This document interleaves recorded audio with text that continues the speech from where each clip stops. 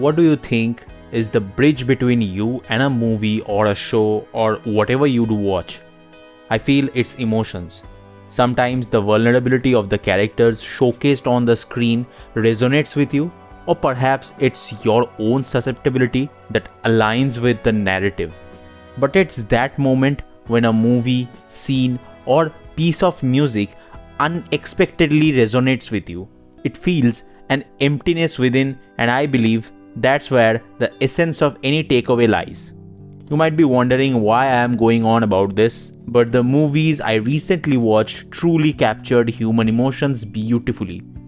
It was interesting that all the three movies I'll discuss in this video are rich in emotional depth, and I think you might enjoy them if you give them a chance.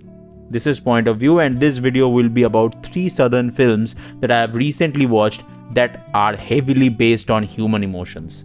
I'll be discussing the good, the bad and the verdict in this video of all 3 movies, and then you can decide whether to watch them or not. First, the Tamil film DNA. Focused on 2 completely different individuals, Anand and Divya, played by Atharvaa and Nimisha.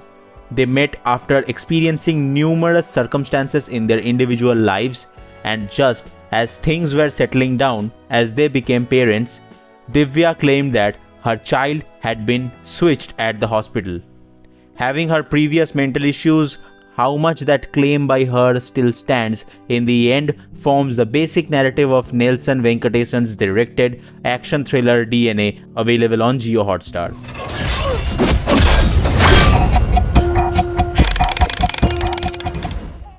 It will take some time initially to establish both the individuals' worlds, and that was an up and down.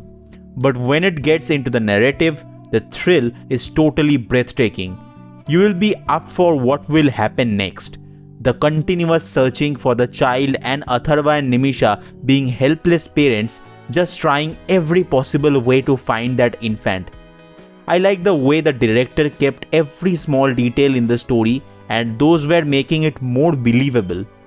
The nexus around this whole abduction will terrify you when you place yourself in their situation, which this movie has done successfully.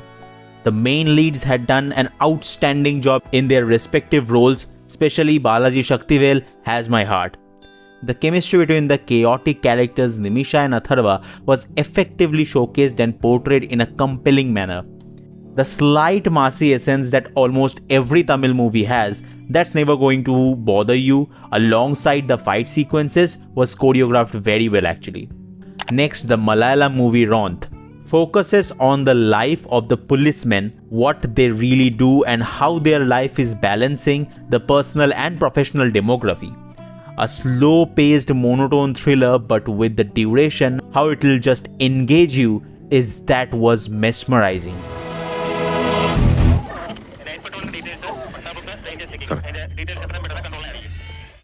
The zone was totally realistic and believable about the world of the personnel. Focus on a patrolling pair before a festival, and you will notice the nuances of the job. Everyone has their individual turmoils and how they balance them out every day. How their personal life is affecting the professional one, the internal politics, the bottom layer working procedures, the hectic schedules, and the normal human mind behind every respectful job. And every day they choose to stay in that field. The storytelling was hypnotic. Police work is often portrayed as solely focused on apprehending criminals, which is a common theme in many films. However, a closer look reveals that these narratives also highlight the intricate development of suspense, turning the story into a captivating piece of art, and how the human mind works when it has already been oppressed in a particular domain. The performances of Roshan Mathew and Dilesh Pothan were outstanding. Most of the times, it focused only on them and they just nailed it. Director Shahi Kabir maintained the overall quality, and this is the director who directed Nayatu and my favorite of this year, Officer on Duty, balanced the same tonality. I'm really up for his upcomings in the future. And the last, Tamil movie 3 BHK. My god, I was literally sobbing after finishing this movie. So rooted and so touching that after finishing it, I doubt you can get over it. இந்த வீடு கிடைச்சிட்டு அப்பா சந்தோஷப்படுவார்ல. This movie focuses on a middle-class family who have aspired to have their own house. The way it has been portrayed is incredibly authentic. I believe that anyone from a middle-class family who lacks their own home can easily relate to this. For the middle class, having a home is a significant achievement. They work their entire lives to provide stability for their families, often facing numerous setbacks that shatter their dreams. Despite these challenges, they persist, carrying the weight of their unfulfilled aspirations. This movie replicates the exact same theme. And oh my god, how it has portrayed the family, that has my heart genuinely. I was in awe of the portrayal. It was the truest presentation of a family that I have ever seen in any movies. Just notice the small details the makers put in. And not only that, but how the unfulfillment of the parents gets into their child from a very young age, and that never stops till it gets fulfilled. I love that. Siddharth as the elder son Prabhu will spellbind you, along with his sister Aarti, played by Meetha Raghunath. Seeing her after Good Night, and she aced again in here. The siblings were the soul of this movie. And Sarath Kumar as Vasudevan, what a performer you are truly. Two absolutely different aspects I have seen if I compare him in Portozil and 3BHK. Damn.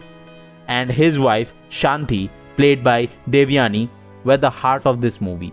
I thought the tourist family would be one of the takeaways in terms of heartfelt ones for 2025, but this just tops the list. And the cherry on the top will be the music of Amrit Ramnath. All three of these movies will leave you utterly speechless by the end. The narrative was engaging, the screenplay was gripping and a bit drama heavy, but that will be initial. And when you give it the time, there will be no coming back.